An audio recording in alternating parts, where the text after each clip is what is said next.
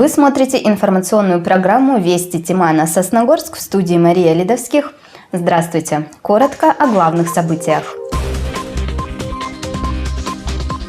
Общими силами в Сосногорском районе определились проекты народного бюджета, которые реализуют в этом году. Семья – основа государства. В Сосногорске состоялся первый муниципальный образовательный форум «Серафимовские чтения». Осторожно, мошенники! С начала года сосногорцы перевели преступникам около 2 миллионов рублей. В ночь с 18 на 19 января празднуется Крещение Господне. В Сосногорском районе купели будут организованы при православных храмах. Крещенские купания пройдут по окончании торжественных богослужений возле храмов.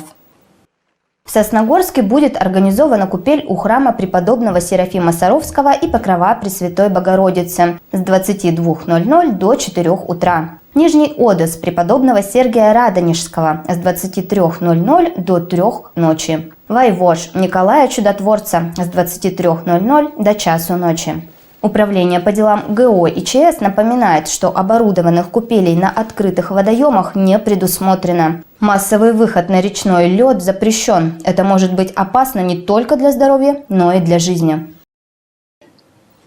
В нашем городе состоялись первые муниципальные серафимовские чтения. Инициатором выступил благочинный Сосногорского церковного округа протоиерей Сергий Филиппов. Чтения представляют собой церковно-общественный форум в сфере образования, культуры и духовно-нравственного просвещения. Какие темы обсуждались на секциях, расскажет Полина Вивденко. Форумы, подобные международным рождественским чтениям в Москве, проводятся по всей стране, в том числе и в Республике Коми. Пришли чтения и в Сосногорский район, который является одним из центров православной культуры в регионе. Первый муниципальный форум был посвящен тематике возрождения духовно-нравственных ценностей, которые прежде всего воспитываются в семье. Знания обязательно должны прирастать верой в Бога, и тогда такие знания называются мудростью. Каким был премудрый Соломон, Давид и многие лидеры нашего государства. Более 60, включая царя Николая, канонизированы Русской Православной Церковью, начиная от Владимира Красное Солнышко. Это очень важно, и поэтому именно год семьи сейчас, и поэтому духовность в прошлом и позапрошлом году мы ставили в Госсовете на первое место. В качестве спикеров и почетных гостей на форум были приглашены священнослужители, общественные деятели, кандидаты наук, писатели. А слушателями стали педагоги, работники культуры и социальной сферы, школьники и учащиеся техникума. Собравшихся приветствовала заместитель главы района Наталья Кирсанова. Я хочу, чтобы эти первые серафимовские чтения стали началом нашего общего большого пути по возрождению нашей великой страны, России. Хоть это и звучит пафосно, но мы поймем, что все зависит от нас. И мы общими усилиями будем возрождать, приумножать все ценности нашей великой мировой державы по имени Россия. Идейным вдохновителем и организатором чтений стал благочинный Сосногорского церковного округа протоиерей Сергий Филиппов. Он рассказал, почему форум получил название в честь Серафима Саровского и напомнил, что 15 января – День памяти преподобного. Для многих из нас, кто начинали возрождение православия в нашем районе, это имя является одним из самых важных. Потому что мы в своем личном опыте, в своей жизни почувствовали, кто такой преподобный Серафим. И не случайно его называют духовник земли русской. В программе форума было 5 секций, на которых обсуждались культура, семья, образование, здоровье и патриотическое воспитание. Так преподаватель гимназии Андрей Зверев рассказал о влиянии православия на развитие культуры Древней Руси. Потребность в такого рода мероприятиях была давно. В частности, у нас на территории нашего города, нашего района, потому что, с моей точки зрения, этим вопросом и в преподавании в школе, и в дальнейшем, во взрослой жизни уделяется не так много внимания. А эти вопросы духовности, вопросы нравственности, вопросы взаимодействия с культурой, да, вопросы веры, они сегодня актуальны как никогда. На другой секции обсудили образование в семье и вне семьи. Так разобрались, какую роль играет православие в современной российской школе. Мы говорили об образовании как формировании в человеке образа Божьего. А он может формироваться только через смирение. Вот как преподобный отец Серафим, он учил смиряться и каяться в грехах, даже если не кажется, что их много. Через это к человеку приходит Дух Божий. Он его очищает, он его спасает. Еще на одной площадке обсудили патриотическое воспитание в реалиях нового времени. Между спикером и слушателями завязалась оживленная дискуссия. Видно, что люди готовы задуматься. Видно, что дети даже понимают, что просто общий разговор о патриотизме – это общий разговор, а нужно разобраться, а что требуется-то для того, чтобы вырасти патриотом. Я думаю, что вот мое поколение выросло патриотами только потому, что умело дружить, например.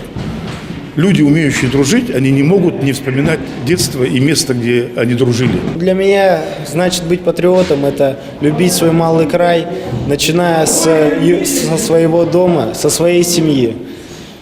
Ну, а в дальнейшем и всю страну. И вырабатывать в себе чувство долга перед своим народом, перед своей семьей, перед своей страной. На закрытии серафимовских чтений спикеры поделились впечатлениями от организации форума и общения с аудиторией и выразили надежду, что мероприятие станет ежегодным, как и планируют устроители. Полина Вивденко, Павел Дурников, Вести Тимана, Сосногорск.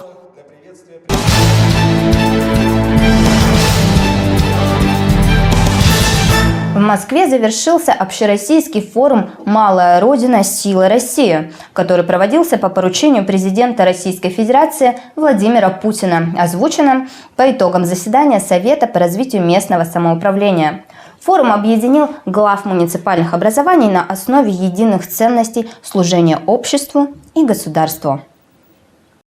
В составе делегации Республики Коми принял участие и глава Сосногорского района Ильдар Махмутов. Он отметил, что увидел у людей живой интерес к нашему северному краю. Это очень приятно, потому что у нас действительно есть чем гордиться и показать гостям, подчеркнул Ильдар Зульфарович. Деловая программа проходила в 8 павильонах ВДНХ, где состоялось 3 панельные дискуссии, 65 круглых столов, 19 лекций, презентации проектов и встречи с представителями федеральной власти. Мы продолжаем рассказывать о проектах, которые реализуют в Сосногорском районе в этом году с помощью инициативного бюджетирования. Это федеральная практика, когда средства регионального и местного бюджетов распределяются на проекты, предложенные жителями. Подробности далее. В этом году в районе реализуется 20 народных инициатив, 3 из них по направлению образования. В детском саду номер 10 в групповых комнатах и спальнях будут заменены старые оконные рамы на новые блоки из ПВХ. Детский сад вообще в течение нескольких лет планомерно занимается благоустройством здания и прилегающей к ней территории. Любой проект большой, он не может реализовываться без помощи и поддержки государства. И вот первым шагом у нас было участие в народном бюджете в 2021 году, в котором мы стали победителями, и благодаря этому мы приобрели и установили детскую спортивную площадку. Вот мы очень рады, что в этом году мы тоже прошли конкурсный отбор. Общий бюджет народного проекта около 970 тысяч рублей, почти 80 тысяч средств граждан. Замена окон примерно на такую же сумму будет проведена и в детском саду номер 5 поселка Нижний Одес, также в рамках народного бюджета. Постоянно участвует в различных грантовых и социальных проектах и коллектив школы номер 5. За последние 4 года были успешно осуществлены и улучшены и проведены капитальные ремонты в помещениях столовой, в кабинетах физики, химии, музыки, в спортивном зале. Было приобретено оборудование спортивное, цифровое оборудование, робототехническое и также мебель. В этом году народный бюджет позволит расширить гардеробную систему в школе, а также заменить окна и напольное покрытие в гардеробной зоне. Бюджет проекта почти 930 тысяч рублей, из них 37 тысяч средств граждан. А в направлении «Народный бюджет в школе» в этом году победила инициатива учеников и руководства кадетской школы «Туризм. Выбор сильных и смелых». Она состоит в укреплении материально-технической базы спортивного клуба «Патриот». Основная цель проекта у нас заключается в привлечении детей и молодежи Сосногорского района к занятиям по спортивному туризму. а также усиление материальной базы кадетской школы, так как у нас проходят очень часто соревнования с элементами туризма. Для кадетов это в будущем для них в военной службе очень сильно пригодится для прохождения разных препятствий, почему бы нет. Вот. А для молодежи это, как бы можно сказать, умение ориентироваться в лесу, ну и в неизвестной местности. Бюджет проекта 165 тысяч рублей. Вложения граждан в этом направлении не предусмотрены. Глобальная цель – создать на базе кадетской школы ресурсный центр спортивного туризма и ориентирования. Напомним, в нашем муниципалитете народный бюджет реализуется с 2017 года. За это время удалось воплотить в жизнь более 70 проектов. Полина Вивденко, Павел Дурников, Вести Тимана, Сосногорск. В продолжение темы в Сосногорском районе стартовал сбор народных инициатив, планируемых к реализации в 2025 году в рамках проекта «Народный бюджет».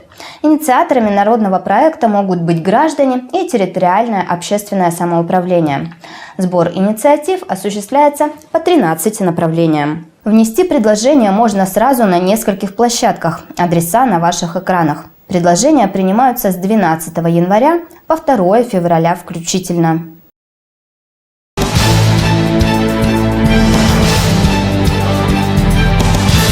С начала года на уловки телефонных мошенников в Сосногорском районе попались 4 человека. Практически 2 миллиона рублей жертвы добровольно перевели на счета преступников. Звонят жителям города Сосногорска, представляются сотрудниками банка, сообщают, что производится несанкционированное списание с банковских счетов. Соответственно, чтобы сберечь свои денежные средства, необходимо перевести деньги на безопасный счет. Люди что делают? Они, соответственно, бегут и начинают, не связываясь с банком, переводить деньги на те счета, которые указывают им, соответственно, звонивший человек. Мошенники представляются сотрудниками банка, службой безопасности или полиции. Жертвами зачастую становятся люди более старшего возраста. На сегодняшний день у нас, получается, на уловки мошенники попались 59-летняя пенсионерка, 50-летняя женщина и 70-летний пенсионер, мужчина.